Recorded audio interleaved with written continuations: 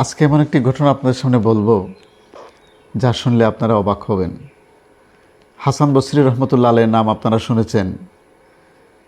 এক ব্যক্তি এসে ওনার কাছে প্রশ্ন করলো, হুজুর, আমাদের এলাকায় দুর্ভিক্ষ চলতেছে, আপনি মেহেরবানি করে আমাদেরকে এই দুর্ভিক্ষ অপসারণের জন্য, দুর্ভিক্ষ থেকে বাঁচার জন্য আমাদেরকে কিছু আমল বলে দিন।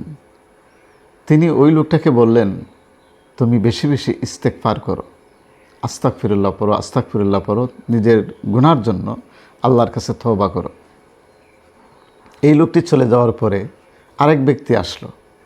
আরেক ব্যক্তি এসে হাসান বসরি রহমতুল্লাহ আলাইহিকে বলল যে আমার পরিবারে অভাব লেগেই থাকে, হুজুর আমাকে কিছু আমল বলে দিন যাতে আমার অভাবটি দূর হয়ে যায়।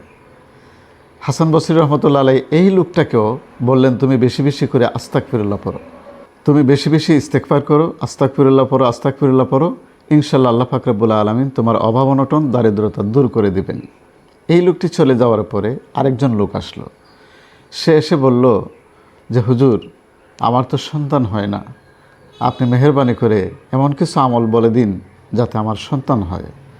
এই লোকটাকেও তিনি বললেন, তুমি বেশি বেশি করে ইস্তেগফার করো, আস্তাগফিরুল্লাহ আস্তাগফিরুল্লাহ পড়ো, তাহলে আল্লাহ পাক রব্বুল আলামিন তোমাকে সন্তান দিবেন।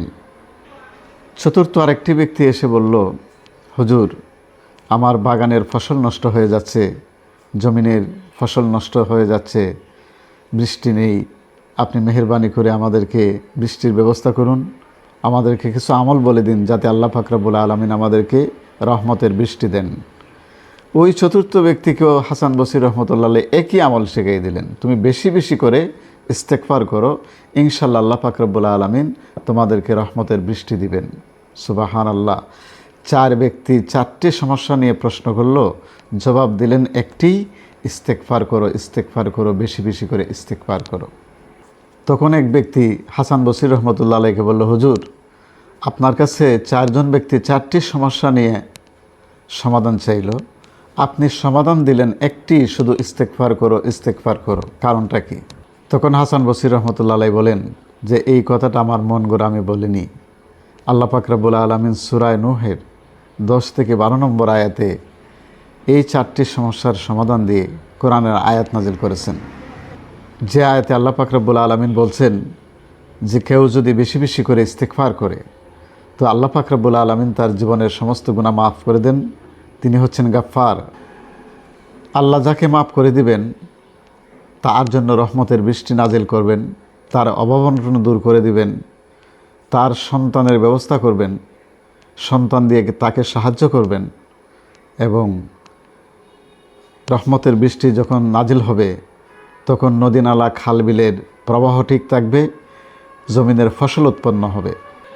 এটি হলো কোরআনের কথা, যা আপনি যত বেশি বেশি ইস্তেগফার করবেন আল্লাহ পাক রব্বুল আলামিন আপনার অভাব দূর করবেন, আপনার টেনশন দূর করবেন, আপনার সন্তানের অভাব দূর করবেন, আপনার যাবতীয় সমস্যা দূর করে এমন দিক থেকে আপনাকে রিজিকের ফয়সালা করবেন, এমন দিক থেকে আপনার সমস্যার সমাধান দেবেন যা আপনি কল্পনাও করেননি। তা আমরা বেশি বেশি ইস্তেগফার করব। কোন ইস্তেগফার?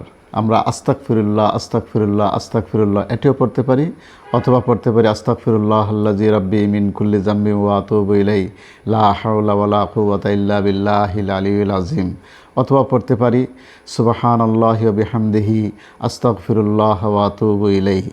এই যে আস্তাগফিরুল্লাহ পড়েন, কমপক্ষে আস্তাগফিরুল্লাহ আস্তাগফিরুল্লাহ আমরা ফজরের নামাজের পরে, জোহরের নামাজের পরে, 5 ওয়াক্তে নামাজের পরে, আমরা 5 ওয়াক্তে নামাজের ফরজ নামাজের পরে মসজিদে বসে, নারীরা যায় নামাজে বসে নামাজ শেষ করে সালাম ফিরিয়ে আমরা পড়ব আস্তাগফিরুল্লাহ আস্তাগফিরুল্লাহ আস্তাগফিরুল্লাহ। অথবা যে কোনো সময় হাঁটতে, চলতে, ফিরতে, ঘুমাইতে সব সময় যদি আমরা আস্তাগফিরুল্লাহ আস্তাগফিরুল্লাহর অভ্যাসটি করতে পারি তো আল্লাহ পাক রব্বুল আলামিন আমাদের দুর্ভিক্ষ দূর করে দিবেন, দারিদ্রতা দূর করবেন, সন্তানের অভাব দূর করবেন এবং ফসলাদি উৎপন্ন করবেন, আমাদের প্রতি আল্লাহ রহমত নাজিল করবেন। আল্লাহ পাক আমাদেরকে এই আমলের অভ্যাসটি করার তৌফিক দান করুন। সবাই ভালো থাকুন, সুস্থ থাকুন। আসসালামু আলাইকুম ওয়া রাহমাতুল্লাহি ওয়া বারাকাতুহু।